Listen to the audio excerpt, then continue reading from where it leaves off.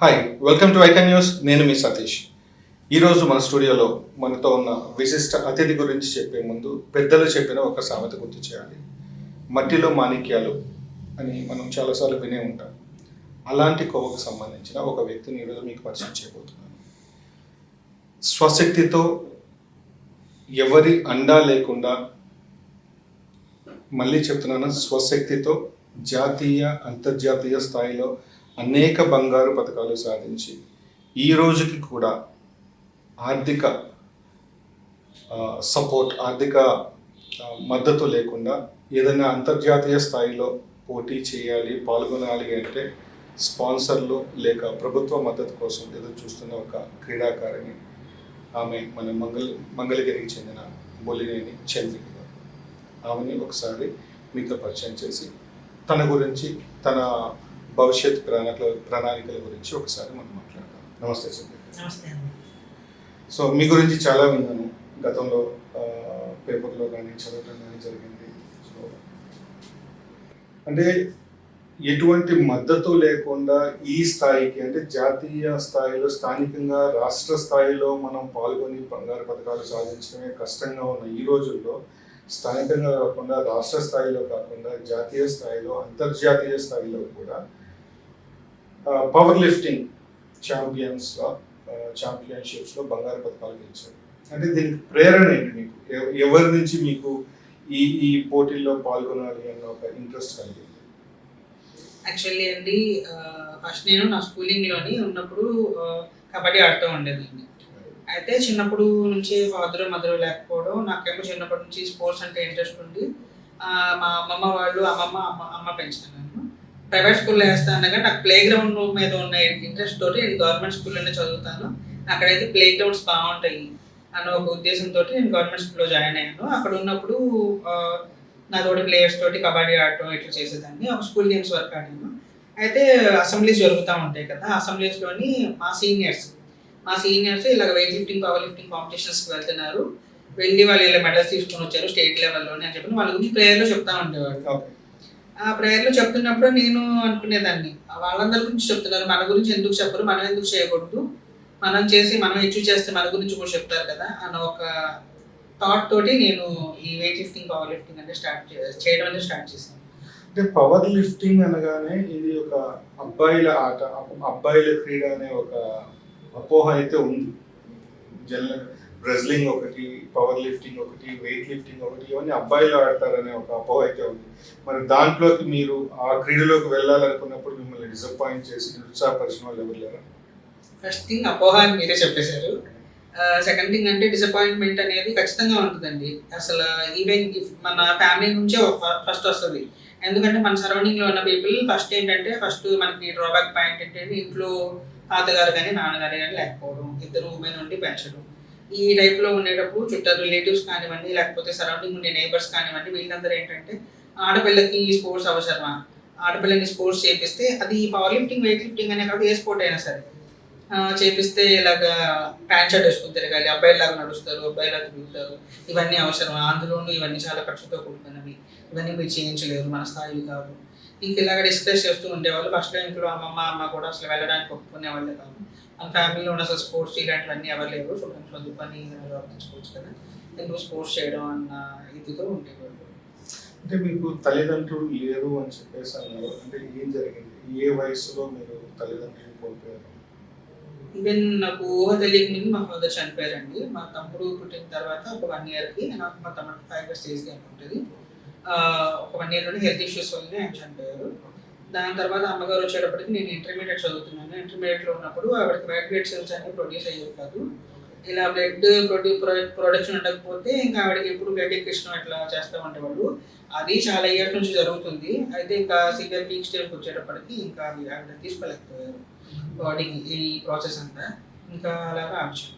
So తండ్రి మద్దతు లేకుండా చిన్నప్పటి నుంచి, తల్లి మద్దతు లేకుండా ఒక వయసు వచ్చిన తర్వాత తల్లి మద్దతు కూడా లేదు. కానీ అంటే ఈ ఆర్థికంగా ఎంతో భారమైన ఈ పవర్ లిఫ్టింగ్లో మీకు సపోర్ట్ చేసిన వాళ్ళు? యాక్చువల్గా ఇది పవర్ లిఫ్టింగ్ ఏమనేది అసలు ఫస్ట్ అనేది ఇంట్లో వద్దనేవాళ్ళు. నేను చిన్నప్పటి నుంచి అమ్మమ్మ దగ్గరే పెరిగాను. అయితే స్టార్టింగ్ స్టేజ్లో ఉన్నప్పుడు అసలు అమ్మమ్మ అయితే అసలు ఒప్పుకునే వాళ్ళు కాదు, అసలు వెళ్ళొద్దు అంటే వెళ్ళొద్దు అనేవాళ్ళు. ఇంకా చిన్నతనంలో ఉన్నప్పుడు వెళ్ళొద్దు అని చెప్పి గట్టిగా చెప్పడం, 2 దెబ్బలు వేయడం ఇవి కూడా అయినాయి. అయినా సరే దాని మీద ఉన్న ఇంట్రెస్ట్ తోటి స్టార్ట్ చేశాను. నేను ఇంజనీరింగ్కి వచ్చే వరకు కూడా నాకు ఎవరి సపోర్ట్ లేదండి, అలాగే చేసుకుంటూ వచ్చాను. నేను ఒకసారి ఇంతకుముందు నేను ఇంటర్నేషనల్స్ కూడా సెలెక్ట్ అయ్యాను, అయితే నా ఫినాన్షియల్ స్టేటస్ వల్ల నేను వెళ్ళలేకపోయాను. దాని తర్వాత 2016లోని ఒక ఇంటర్నేషనల్, 17లోని ఒక ఇంటర్నేషనల్ సెలెక్షన్స్ వచ్చినాయి. అయితే నేను చేయాలి అనుకుంటున్నాను, కాకపోతే నాకు ఫినాన్షియల్గా చేసేంత కెపాసిటీ లేదు. ఎందుకంటే తీసుకోవాల్సిన డైట్ కానివ్వండి, లేకపోతే వెళ్ళాల్సిన పే చేయాల్సిన ఛార్జెస్ కానివ్వండి, లేకపోతే దీనికి అంతటికీ ప్రాసెస్ చేయడానికి చాలా అమౌంట్ అనేది అవుతుంది, అంత మనం బేర్ చేయలేము నా ఫినాన్షియల్ కండిషన్కి. అలాంటి టైంలో నేను స్పాన్సర్స్ కోసం సెర్చ్ చేస్తున్నప్పుడు ఇలాగా మన రోటరీ కానివ్వండి, లేకపోతే కమ్మ సంఘం వాళ్ళని కానివ్వండి, లేకపోతే రాయపాటి సాంబశివరావు కానివ్వండి, ఇలాంటి వాళ్ళందరినీ అప్రోచ్ అయ్యాను అనమాట. కొంతమంది తీసుకొని వెళ్ళి ఇలాగ మా అమ్మాయి ఇలా చేస్తుంది ఇది అని చెప్పారు. ఇలా చెప్పడం ద్వారా ఒక్కొక్కళ్ళు ఇప్పుడు మీకు బాగా తెలుసు మన 2017లో అమౌంట్ పుల్ చేయడానికి ఎంత కష్టపడ్డాం అనేది. మీరు ఆ రోజున ఉండి గీత గారిని రిఫర్ చేసి గీత గారు మీరు కలిసి మన సేమ్ గారికి పంపించడం, దాని తర్వాత మన ఐఆర్ఎస్ మేడము, స్పోర్ట్స్ అథారిటీ వాళ్ళతోటి అందరితోటి టైప్ చేసి దానికి ఎంత స్ట్రగుల్ ఫేస్ చేసాము, ఎంత అమౌంట్ పుల్ చేయడానికి అనేది మీకు బాగా తెలుసు. ఇంకా అలాగా ఇది కాకుండా మనకి దాని తర్వాత ఆ ఇంటర్నేషనల్ అయిపోయిన తర్వాత నుంచి కొంచెం స్పాన్సర్స్ రావడం, కాంపిటీషన్స్కి ఇలాగ ఎంకరేజ్ చేయడం అనేది స్టార్ట్ అయ్యింది. దాని తర్వాత మనకి చాలామంది సపోర్ట్ చేశారండి, లోకల్ గేర్ కానివ్వండి, గద్దె అనురాధ గారు, రాయపాటి సాంబశివరావు గారు, మన కమ్మ సంఘం వాళ్ళు, గుంటూరు కమ్మ సంఘం వాళ్ళు, మన నాగేశ్వరరావు గారు, ఇలా చాలామంది ఉన్నారు. ఇదంతా ఒక పార్ట్ అయితే బొల్లేని కృష్ణయ్య గారు చాలా సపోర్ట్ చేశారండి. ఎంత అంటే ఈ రోజు ఎందుకు ఒక స్టేజ్లో ఉంది అంటే నేను మిగతా ఇంటర్నేషనల్స్ ఆడడానికి ఆయనే కారణం. ఆయన ఇచ్చే మోరల్ సపోర్ట్ కానివ్వండి, ఫినాన్షియల్ సపోర్ట్ కానివ్వండి, ఆయన ఎప్పుడు చెప్తాడు నేను బొల్లేని కృష్ణయ్య గారు నాకు సపోర్ట్ చేశారు అని చెప్పి నేను చెప్తే తప్ప ఆయన ఎవరికి చెప్పింది లేదు ఇప్పటివరకు. ఎవరికైనా పరిచయం చేయడం కూడా ఎలా ఉంటుందంటే మా అమ్మాయి ఇలా అచీవ్ చేసింది, అసలు ఇన్ని 100+ మెడల్స్ ఉన్నాయి, ఇంత పేదరికంలో కూడా ఇన్ని అచీవ్ చేసి ఇంత ఇదిగా ఉందని చెప్పి ఆయన చాలా ప్రౌడ్గా ఫీల్ అవుతారు. మా ఫాదర్ ఉంటే అలా అంత ప్రౌడ్గా చెప్తారో లేదో నాకు తెలియదు, కానీ ఆయన అంత ప్రౌడ్గా చెప్తారు అనమాట నా గురించి. ఇలాగ మా నెక్స్ట్ జన్ వాళ్ళు, ఉండవల్లి కన్స్ట్రక్షన్స్ వాళ్ళు, ఇలాగ చాలా మంది అండి, ఒక్కొక్క టైంలో ఒక్కొక్కరు సపోర్ట్ చేస్తారు. ఇలాగా నా సరౌండింగ్స్లో ఇంత మంచి పీపుల్ ఉన్నారు కాబట్టి నేను ఒక ఇంటర్నేషనల్ లెవెల్లోని కాంపిటీట్ చేయగలిగాను, అచీవ్ చేయగలిగాను. సో మీ చిన్నతనం తీసుకుంటే మీ అమ్మమ్మ దగ్గర పెరిగాను అని చెప్పేసి అంటున్నారు. సో ఆమె నుంచి మీకున్న ఇన్స్పిరేషన్ కానీ ఆమె సపోర్ట్ కానీ, అంటే మొదట్లో ఈ క్రీడలోకి వస్తానన్నప్పుడు కొంచెం వ్యతిరేకించడం అనేది సహజం, ప్రతి ఇంట్లో జరిగేదే. సో ఒక స్టేజ్లో రాణించిన తర్వాత ఆమె నుంచి మీకు వచ్చిన సపోర్ట్? యాక్చువల్గా ఒకసారి ఇంకా ఈ కాంపిటీషన్స్కి వెళ్తా ఉంటే పేపర్లోని వేస్తూ ఉంటారు కదా, వాళ్ళ అమ్మాయి ఇలా సాధించింది, ఇలా చేసింది, ఇలా వెళ్తుంది అని. ఇంక ఇవన్నీ చూడడం స్టార్ట్ చేసిన తర్వాత నుంచి ఇంకా అప్పుడు అమ్మకి కొంచెం మోటివేషన్ వచ్చింది అనమాట. ఓకే మన పిల్లలు ఇలా చేస్తే ఇలా వస్తుంది అనమాట అది. ఇంక ఇలాగా ఆవిడ చిన్నప్పటి నుంచి చాలా కష్టపడి పెరిగిందండి. ఇప్పుడు ఆవిడకి పేరెంట్స్ నుంచి కానివ్వండి, హస్బెండ్ నుంచి కానివ్వండి, ఆమెకి అంటే లైఫ్లోనే ఎట్లాంటి హ్యాపీనెస్ లేదు, చాలా స్ట్రగుల్ అయ్యి పెరిగింది. ఆ స్ట్రగుల్స్ అనేవి మేము పిల్లలు మేము పడకూడదు అన్న ఇదితోటి ఆమె చాలా కష్టపడి మా తాతగారు చిన్నప్పుడు చనిపోయారు, మేము చిన్నప్పుడు చనిపోయారు. అప్పుడు మా పిన్ని అమ్మని మమ్మల్ని పెంచడానికి ఆవిడ ఒక హోటల్ పెట్టింది. ఆ హోటల్లో అమ్మమ్మ ఇద్దరు వర్క్ చేస్తూ ఉండేవాళ్ళు. అమ్మ ఓన్ హోటల్, ఇంకా హోటల్లో వర్క్ చేసి పిన్ని మ్యారేజ్ చేయడం కానివ్వండి, మమ్మల్ని పెంచడం కానివ్వండి, ఇవన్నీ చేసింది. మేము చిన్నప్పటి నుంచి ఆమె కష్టపడేదాన్ని చూసి పెరిగాం కాబట్టి మాకు కష్టపడడం అనేది ఒక అలవాటు అయిపోయింది. దాని తర్వాత ఫ్యామిలీని ఎలా మేనేజ్ చేయాలి ఇది ఒకటి ఆవిడ దగ్గర నుంచి నేర్చుకున్నాను. కష్టాన్ని ఎలా ఫేస్ చేయాలి అనేది కూడా ఆవిడ దగ్గర నుంచే నేర్చుకున్నాను. తర్వాత చాలా సపోర్ట్ చేసేవాళ్ళండి. అంటే నేను కాంపిటీషన్స్ ప్రాక్టీస్కి వెళ్ళి రావడానికి గుంటూరు వెళ్ళేదాన్ని. ఇక్కడ నుంచి నేను గుంటూరు వెళ్ళడానికి ఒక ఆటో, మంగళగిరి నుంచి అక్కడ చుట్టుకుంటా అని చెప్పిన ఒక ఏరియా ఉంటుంది, అక్కడికి వెళ్ళడానికి ఒక ఆటో, అక్కడ నుంచి ఇంకొక ఆటో. ఇంకా అలాగా ఆటోకి డబ్బు లేని పరిస్థితుల్లోని ట్రైన్కి కూడా జర్నీ చేసేదాన్ని. ఆ ట్రైన్ టైమింగ్స్ అనేవి మనకి కంఫర్టబుల్గా ఉండవు కదా, ఫ్లెక్సిబుల్గా ఉండవు. ఒక్కోసారి ఈవినింగ్ నైట్ వచ్చేటప్పటికి 10:30, 11 అయ్యేది. ఆ టైమ్స్లో కూడా మా అమ్మమ్మ వచ్చి స్టేషన్లో కూర్చునేవాళ్ళు. ఆడపిల్ల ఒకటే వస్తుంది, ఒకటే ఇంకా ఏరియా అంత బాగుండదు, ఈ టైంలో ఎవరైనా ఇబ్బంది పెడతారేమో అని చెప్పి వచ్చి కూర్చునేది. ఇంకా అలా వచ్చి ఆవిడే పొద్దున్నే లేచి పొద్దున్న నుంచి సాయంత్రం వరకు డైట్కి ఏదైతే అవసరమో, ఒక రాగిజావ కానివ్వండి, మిల్క్, లేకపోతే ఫ్రూట్స్, ఇలాంటివన్నీ ఆమె ప్రిపేర్ చేసి పెట్టి దాన్ని ఆమె చూసుకుంది. సో అంటే చిన్నప్పటి నుంచి ఈ ఈ ఈ గేమ్ కి మీకు ఇంట్రెస్ట్ అయిన తర్వాత ఇప్పుడు మీరు చెప్తున్నారు కదా, ఈ ఫుడ్ అనేది చాలా ఆ, ఖర్చుతో కూడుకున్నది. దీనికి కావాల్సిన ప్రోటీన్ కావచ్చు, ఈ డైట్ కావచ్చు. సో ఎలాంటి డైట్ మీరు ఫాలో అవుతారు? యాక్చువల్గా అండి ఇప్పుడు మనకి ప్రోటీన్ అనేది ఇంటేక్ క్యాలిక్యులేషన్ ఉంటుంది అనమాట. మన బాడీ వెయిట్కి 2 గ్రామ్స్ ఈవెన్ 2 గ్రామ్స్ మినిమం తీసుకోవాలి. మన ఒక కేజీకి వచ్చేటప్పటికి ఒక 2 గ్రామ్స్ ప్రోటీన్, అట్లాగే ఇప్పుడు 100 కేజెస్ ఉంటే ఒక 200 గ్రామ్స్ అనేది ఖచ్చితంగా కన్జ్యూమ్ చేయాలి protein per day. Protein per day. Just మనం ఈ ప్రాక్టీస్ చేయడానికి ఇంకా మనం బాగా చేయాలి అంటే ఇంకొంచెం ఎక్కువ న్యూట్రిషన్ తీసుకోవాల్సి ఉంటుంది. ఈ సప్లిమెంట్స్ కానివ్వండి, లేకపోతే ప్రీ వర్కౌట్స్ ఉంటాయి, పోస్ట్ వర్కౌట్స్ ఉంటాయి, వైల్ వర్కౌట్స్ ఉంటాయి, రికవరీ షెడ్యూల్స్ ఉంటాయి. వీటన్నిటికీ మనం తీసుకునే విటమిన్స్ ఉంటాయి, సప్లిమెంట్స్ ఉంటాయి. వీటన్నిటికీ కూడా చాలా అంటే చాలా ఖర్చుతో కూడుకున్నది అండి. నేచురల్ డైట్ తీసుకోవాలి. అకార్డింగ్ టు దీంతో పాటు మనం ప్రోటీన్ సప్లిమెంట్స్ అనేవి అప్రాక్సిమేట్ గా ఒక నెలకి క్యాల్కులేట్ చేసుకుంటే మీ డైట్ కి ఎంత ఖర్చు అవుతుంది? 25 to 35 ఈజీగా అవుతుందండి. అంటే according to the competition per month only on diet. అవునండి. మరి ఫిజికల్ ఫిట్నెస్ కి సంబంధించి మరి దానికి స్పెసిఫిక్ గా మీకు ఏమైనా ట్రైనింగ్ కానీ ట్రైనర్స్ కానీ ఉంటారా? అసలు యాక్చువల్గా అయితే ఉంటారండి. ఫిజిషియన్ ఉండాలి, ఆర్థోపెడిక్ ఉండాలి, మసాజర్ ఉండాలి. ఒక ప్లేయర్కి, ఒక ఇంటర్నేషనల్ ప్లేయర్కి ముగ్గురు ఉంటేనే బాడీ అనేది ఎప్పుడు మెయింటెనెన్స్ అవుతూ ఉంటుంది, కండిషన్లో ఉంటుంది. ఇంకా అలాంటిది నాకు లక్కీలీ మా హస్బెండ్ నా కోచ్ కాబట్టి నాకు పెద్ద ఇబ్బంది ఏం లేదు కోచింగ్ విషయంలోని. దాని తర్వాత బయట ఫిట్నెస్ సెంటర్స్కి వెళ్ళాలి అంటే అక్కడ మాత్రం ఖచ్చితంగా ఛార్జ్ చేస్తారు ఆ ఫిట్నెస్ సెంటర్స్లోని. ఈ మసాజర్స్ ఇలాంటివి ఏమైనా ఉంటే రెగ్యులర్గా పెట్టుకునేంత ఇది మన దగ్గర లేదు కాబట్టి రిక్వైర్మెంట్ ఉన్నప్పుడు ఇంకా వాళ్ళని కన్సల్ట్ అవ్వడం, వాళ్ళ దగ్గర ట్రీట్మెంట్స్ తీసుకోవడం అనేది జరుగుతుంది. సో ఒక మంచి ప్లేయర్ గా ఒక టోర్నమెంట్స్ లో పార్టిసిపేట్ చేస్తూ రెగ్యులర్ గా ప్రాక్టీస్ చేస్తూ రెగ్యులర్ గా ప్రాపర్ మీరు చెప్పిన డైట్ తీసుకోవాలి అంటే ఒక నెలకి ఎంత ఖర్చు ఉంటుంది? అన్ని 100% ఫుల్ ఫ్లెడ్జ్డ్ గా తీసుకోవాలంటే ఒక 60,000 వరకు మినిమం అవుతుంది. మినిమం 60,000. సో ఈ 60,000 అంటే ఈ క్రీడలో మీరు పార్టిసిపేట్ చేస్తున్నందువల్ల ఈ నెలకి 60,000 రూపాయలు ఖర్చు అంటే అప్రాక్సిమేట్ గా ఒక 7 లక్షల రూపాయలు సంవత్సరానికి అవుతుంది. సో ఈ గేమ్ లో మీరు పార్టిసిపేట్ చేస్తున్న వల్ల మీకు వచ్చే బెనిఫిట్స్ ఏంటి? బెనిఫిట్స్ అంటే ఇప్పుడు యాక్చువల్గా అండి ఫస్ట్ ఇంట్రెస్ట్, దాని తర్వాత హెల్త్. ఇది హెల్త్ అపార్ట్ ఫ్రమ్ జస్ట్ ఇది కాకుండా ఇప్పుడు ఏదైనా స్పోర్ట్స్ ప్లేయర్ అనేవాళ్ళు ఇప్పుడు రిమైనింగ్ పీపుల్తో పోలిస్తే మీరు ఒక స్పోర్ట్స్ ప్లేయర్ దగ్గర గ్రాస్పింగ్ పవర్ అనేది ఎక్కువ చూస్తారు, డిసిప్లిన్ చూస్తారు. మీరు అడిగింది బెనిఫిట్ అని అడిగారు కదా. బెనిఫిట్ అంటే ఇప్పుడు ఒక ప్లేయర్ అనేవాళ్ళు ఇంత ఖర్చు అవుతుంది అని చెప్పి మనం ఇనీషియల్ స్టేజ్లో ఉన్నప్పుడు మనకు తెలియదు. మనం గ్రో అవుతా ఉన్నప్పుడు స్టెప్ బై స్టెప్ ఎక్కుతున్నప్పుడు అప్పుడు తెలుస్తుంది అనమాట మనకి ఇంత ఖర్చుతో కూడింది ఇది అని చెప్పని. ఆ టైంలోని మనం గేమ్లో వదిలేము. మనం ఒక పీక్ స్టేజ్లో ఉన్నప్పుడు గవర్నమెంట్ కనుక మనకి ప్రాపర్గా సపోర్ట్ చేస్తే మనం ఒక మంచి పొజిషన్లో ఉన్నాయి. అంటే ఒక ఇంటర్నేషనల్ మ్యాచ్కి Group 1, Group 2 జాబ్స్ వస్తుంది అకార్డింగ్ టు ది అదర్ స్టేట్స్లో ఉన్న జీవోస్ ప్రకారం. మన స్టేట్లో కూడా అటువంటి జీవోస్ ఉంటే మనకి కూడా అలా Group 1, Group 2 జాబ్స్ వచ్చే ఫ్లెక్సిబిలిటీ ఉంది. అదొకటి. దాంతోపాటు ఇప్పుడు చంద్రిక అంటే ఇంతకుముందు ఎవరికి తెలియదు, బొల్లేని చంద్రిక అంటే. ఈ పవర్ లిఫ్టింగ్ అనేది ఉండటం వల్ల బొల్లేని చంద్రిక అయితే అందరికీ తెలిసింది. అంటే ఇవన్నీ కూడా ఇండివిజువల్ గా పర్సనల్ బెనిఫిట్స్ మీరు అంటున్నారు. కానీ అంటే ఆర్థికంగా స్టేబుల్ గా ఉండి ఫైనాన్షియల్ గా ఇబ్బంది లేదు అనుకున్న వాళ్ళకి ఇది పెద్ద. సో ఈ సెకండరీ ఇది మనకి లాభం ఉంది అని చెప్పి మనం చేయొచ్చు. కానీ మీరు ఫైనాన్షియల్ గా స్టేబుల్ కాదు, స్ట్రగుల్ అవుతున్నారు. ప్రతి టోర్నమెంట్ కి వెళ్లే ముందు స్పాన్సర్స్ కోసం వెతుక్కుంటున్నారు.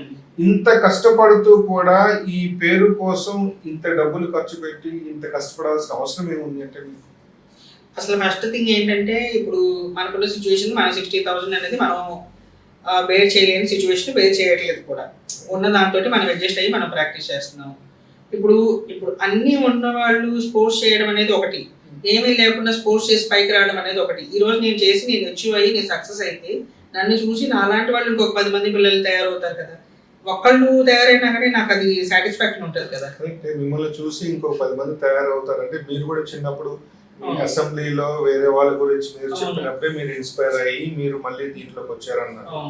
మిమ్మల్ని చూసి ఇంకొక 10 మంది ఇన్స్పైర్ అవ్వాలి అంటే మీరు ఫైనాన్షియల్ గా స్ట్రాంగ్ ఉండి గవర్నమెంట్ మీకు సపోర్ట్ చేస్తున్నప్పుడే ఓకే ఎక్స్ అనే పర్సన్ స్పోర్ట్స్ లో ఉన్నారు, ఫైనాన్షియల్ గా ఉన్నారు. దాని వల్ల అంటే వాళ్ళకి జీవితం భద్రత కల్పించాలి. అంటే మనం కొన్ని వదిలేసి దీంట్లోకి వెళ్తున్నాం అనుకున్నప్పుడు మనకి కొంత ఆర్థిక భరోసా ఉండాలి. ప్రభుత్వం నుంచి కానీ ప్రైవేట్ సంస్థల నుంచి కానీ ఆర్థిక భరోసా మీకే లేనప్పుడు మీరు ఇంకో 10 మందికి ఏం చెప్పగలుగుతారు? ఆ సిచ్యువేషన్ ని ఇప్పుడు బ్రేక్ చేయడానికి కదా ఎంత స్ట్రగుల్ చేస్తుంది, ఫైట్ చేస్తుంది.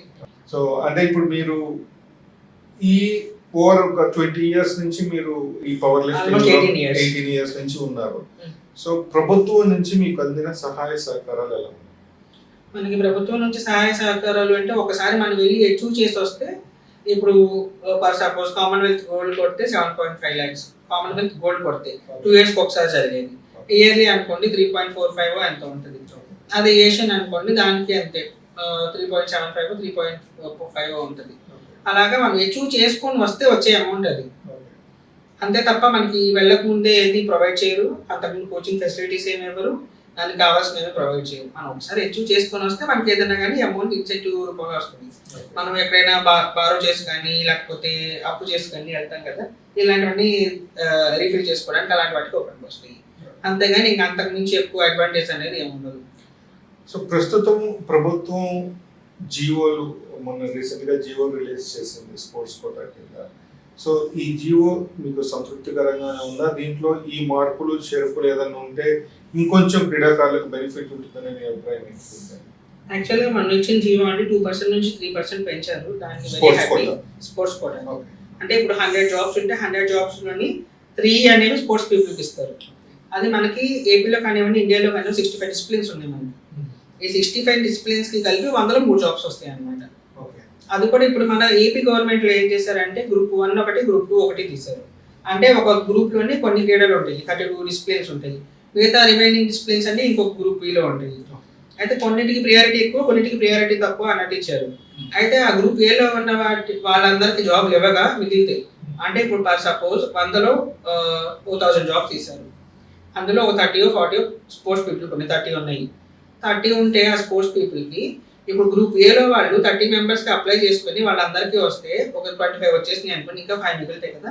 ఆ 5 మిగిలి గ్రూప్ బి వాళ్ళకి ఇస్తారు. ఇది అనేది నాకు నచ్చలేదండి. ఎందుకు పర్సనల్గా నచ్చలేదు, ఎందుకు ప్రొఫెషనల్గాను నచ్చలేదండి. ఎందుకు అంటే ఇప్పుడు ఒక ప్లేయర్ అనేవాడు ఆ స్పోర్ట్కి రికగ్నైజేషన్ ఉందా లేదా అనేది మనకు తెలియదు. వెన్ఏఎంఏ రూట్ లెవెల్ ప్లేయర్. ఇప్పుడు నేను ఒక 18 years కష్టపడి ఒక ప్రాక్టీస్ చేసుకొని ఒక ఇంటర్నేషనల్ లెవెల్కి వెళ్తేనే నా జీవో ఏంటి, దానిలో ఏం బెనిఫిట్స్ ఉన్నాయి, నా గేమ్కి ఏం జరుగుతుంది అనేది నాకు ఇప్పుడు తెలుస్తుంది. నాకు అలాంటిది స్టార్ట్ చేసినప్పుడు నాకు తెలియదు కదా ఇదంతా. సరే పోనీ నేను గ్రూప్ ఏలో ఉన్న గేమ్ తీసుకొని చేయాలి అంటే ఇక్కడ నుంచి మళ్ళీ నేను 20 years కష్టపడితే కానీ నేను ఇంటర్నేషనల్ అచీవ్ చేయలేను. అప్పటికి నా లైఫ్ అయిపోతుంది. ఇదంతా కాదు కదా. ఇప్పుడు ఏ ప్లేయర్ అయినా సరే గ్రూప్ ఏలో ఉన్న గేమ్స్కైనా బిలో ఉన్న గేమ్స్కైనా కష్టపడితేనే ప్లేయర్ అనేవాడు అచీవ్ చేయగలుగుతాడు. కష్టం ఒకటే ఎవరికైనా సరే. దాన్ని గుర్తించి అందరికి ఒక సమాన న్యాయం జరిగితే బాగుంటది అని చెప్పని.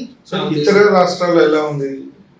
ఇతర రాష్ట్రాల్లో ఇప్పుడు నాకు కో ప్లేయర్స్ ఉంటారండి నేషనల్కి వెళ్ళినప్పుడు.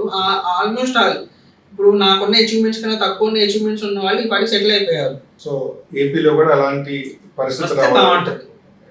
అంటే ప్రభుత్వం నుంచి ఇప్పటి వరకు మీకు ఎలాంటి సపోర్ట్ కానీ, అంటే మీరు వెళ్ళి ప్రభుత్వాన్ని రిక్వెస్ట్ చేయడం జరిగిందా? చేశానండి, చాలాసార్లు చేశాను. ఓకే. సో స్పందన ఎలా ఉంది? వెళ్ళినప్పుడు పాజిటివ్గానే ఉంటుందండి. స్పందించడం బాగుంటుంది. మాట్లాడుతున్నారు, చెప్తున్నారు, చేద్దామని చెప్తున్నారు. కాకపోతే ఇంకా పని అవ్వలేదు, దాని గురించి వెయిట్ చేస్తున్నాను. ఇప్పుడైనా సరే నేను ఒక సీనియర్ ప్లేయర్ని. ఆల్మోస్ట్ ఇప్పుడు ఏపీ తెలంగాణలో ఉన్న బైఫరికేషన్ తర్వాత కంటిన్యూస్గా 4 times ఇంటర్నేషనల్ మెడల్స్ తీసి నేను ఒక్కదాన్ని అండి. దానికి నేను చాలా ప్రౌడ్గా చెప్తాను. ఆఫ్టర్ బైఫరికేషన్ తర్వాత మన ఏపీ నుంచి ఫస్ట్ మెడల్ నాది ఇంటర్నేషనల్ మెడల్ ఇలా తీసాను. ఇది కాకుండా నేను strong women of Andhra Pradesh, strong women of south India, ఇలా సో మెనీ అవార్డ్స్ అనేది తీసుకున్నాను. ఇన్ని తీసుకొని ఇంత టాలెంట్ పెట్టుకుని కూడా నేను ఒక జాబ్ కోసం లేకపోతే గవర్నమెంట్ని మనకి గుర్తింపు రాకపోగా మనం వెళ్ళి పద్దాక కన్సల్ట్ అవ్వాలి, చెయ్యాలి. ఒకసారి అలాగా అడిగినా సరే ఇంకా మనకేమి న్యాయం జరగలేదు అని చెప్పి ఒక చిన్న బాధ.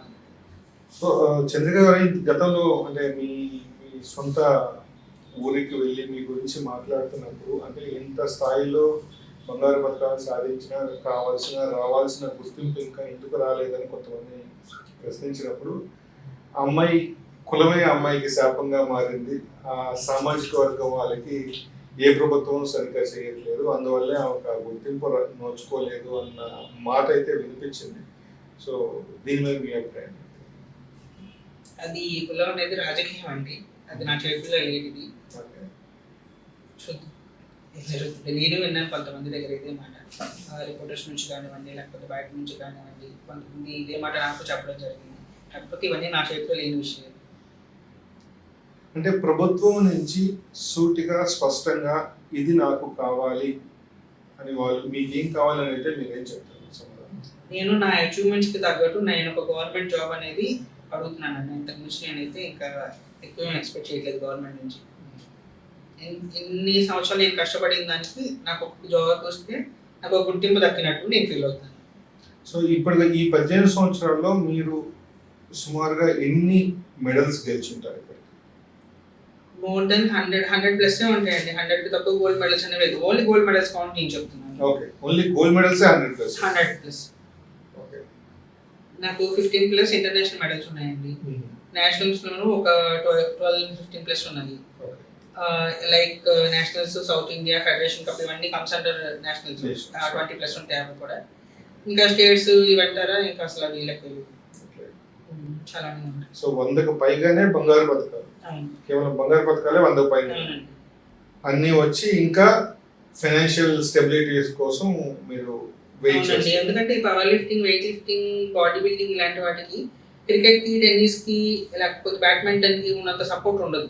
ప్రజాదరణ అనేది తక్కువ ఉంటుంది. అందుకని మేము ఇంకా ల్యాగ్ లో ఉన్నాం అని అన్న ఫీలింగ్.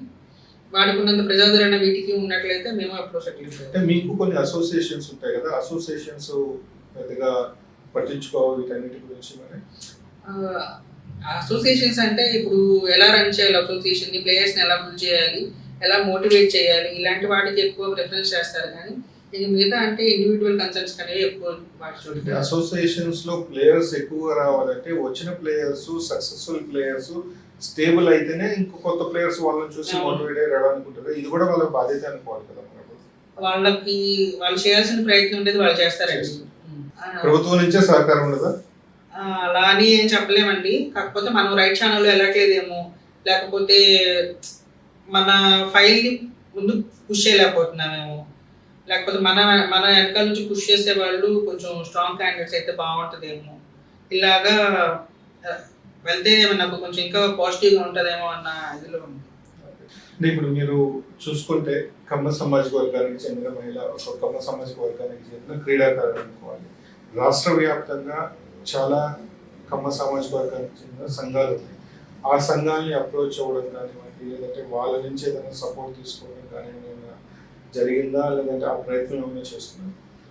ప్రెసెంట్ అయితే ఏం చేయలేదండి. 2017 నుండి కామన్వెల్త్కి వెళ్ళేటప్పుడు మాత్రం నేను అప్రోచ్ అయ్యాను. మన కొత్తపల్లి రమేష్ గారు, దాని తర్వాత బెజవాడి వెంకటరావు గారు, వీళ్ళందరూ కూడా చాలా సపోర్ట్ చేశారు. అప్పుడు చాలా సపోర్ట్ చేసి అమౌంట్ పూల్ చేయడం, నాకు ప్రొవైడ్ చేయడం అనేది జరిగింది. అపార్ట్ ఫ్రమ్ దట్ మన మంగళగిరిలోని నన్నపల్లి నాగేశ్వరరావు గారు ఉంటారు. ఆయన మంచి బ్యాక్ బోన్ సపోర్ట్ మంగళగిరిలోని. వీళ్ళందరూ కమ్మ సామాజిక వర్గానికి ఈ అసోసియేషన్కి చెందిన వాళ్ళేనండి. సో అంటే భవిష్యత్తులో అంటే ఒకప్పుడు మీరు గెలిచారు, అయిపోయింది, తర్వాత వివాహం అయింది, పిల్లలు, పాప అన్నారు కదా, పాప ఎన్ని ఇయర్స్? ఎంత ఏజ్ అండి? 4 years plus. 4 years. 4 years complete అయిపోయింది. 5 అండి. సో వివాహము, పిల్లలు పుట్టిన తర్వాత కూడా మళ్ళీ స్పోర్ట్స్ సైడే ఉన్నారు, ఇంకా కంటిన్యూ చేస్తున్నారా? అవునండి. కంపేర్ టు ప్రీవియస్ నేను ఇప్పుడు చేసే టోటల్స్ చాలా ఎక్కువ. Okay, I'm near to about the break the records. యాక్చువల్గా ప్రీవియస్గా నేను చేసింది ఒక 455 to 500 వరకు నేను అప్రాక్సిమేట్లీ చేస్తూ ఉండేదాన్ని. ఇప్పుడు నేను ఈ సెకండ్ ఇన్నింగ్స్లోని ఆఫ్టర్ కరోనా అంతవరకు పాప డెలివరీ అవ్వడం, నేను ప్రాక్టీస్ చేయలేకపోవడం ఇదంతా జరిగింది. ఆఫ్టర్ కరోనా నేను చేస్తుంది ఏంటంటే, నేను రీసెంట్గా 262 kgs స్క్వాట్ చేశాను, 110 kgs బెంచ్ ప్రెస్ చేశాను, 210 kgs on platform dead lift చేశాను, 220 నేను ఆఫ్ ప్లాట్ఫామ్ ఆఫ్ కాంపిటీషన్ అనేది ప్రాక్టీస్లో చేస్తూ ఉన్నాను. మనకి ఈ రికార్డ్ వెయిట్ వచ్చేటప్పుడు 225 kgs రికార్డు, 226 పెడితే కనుక అది రికార్డ్ వెయిట్, నేషనల్ వెయిట్. ఇప్పుడు మీరు 3 కేటగిరీస్ చెప్పారు, బెంచ్ లిఫ్ట్ అని, squat, bench, dead lift. So ఆ మూడింటికి డిఫరెన్స్ ఏంటి? యాక్చువల్గా మనం బస్తీలు అని చెప్పి చిన్నప్పటి నుంచి అంటారు, ఐడియా ఉంది కదా. ఈవెన్ ఇప్పుడు సెలబ్రిటీస్ కూడా మన పవర్ లిఫ్టింగ్ చేస్తున్నారు. ఈ స్క్వాడ్స్ అనేవి మన పైనుంచి షోల్డర్ మీద పెట్టుకుని కూర్చొని లేకపోవడం అంటే స్క్వాడ్. అయితే ఈ పవర్ లిఫ్టింగ్ లో నార్మల్ పీపుల్ చేసేదానికి మనం చేసేదానికి డిఫరెన్స్ ఏంటి అంటే, మనకి టెక్నికల్ రూల్స్ ఉంటాయి.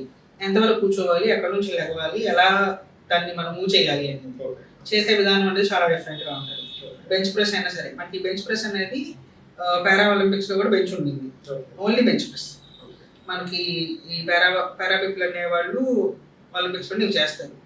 ఇది బెంచ్ మీద పడుకొని లిఫ్ట్ చేస్తూ ఉంటాం, బెంచ్ ప్రెస్. ఇది కామన్ గా అందరికి ఐడియా ఉన్న ఈవెంట్స్ ఏమి, కాకపోతే మనం చేసే టెక్నికల్ రూల్స్ అండ్ రెగ్యులేషన్స్ అనేవి మారుతాయి. సెకండ్ ఇన్నింగ్స్ అని చెప్పేసి అన్నారు, బిఫోర్ మ్యారేజ్ ఆఫ్టర్ మ్యారేజ్ అని సెకండ్ ఇన్నింగ్స్ అనుకోవచ్చు. సో మ్యారేజ్ అయిన తర్వాత కూడా మీకు ఫ్యామిలీ సపోర్ట్ ఎలా ఉంది? సపోర్ట్ ఇంతకు ముందులాగానే యాక్చువల్గా నాకు 2016 నుంచి మా హస్బెండ్ అండి కోచ్. ఓకే. 2016 నుంచి నాకు 2019 లో మ్యారేజ్ అయింది, ఓకే. 2020 పాప పుట్టింది.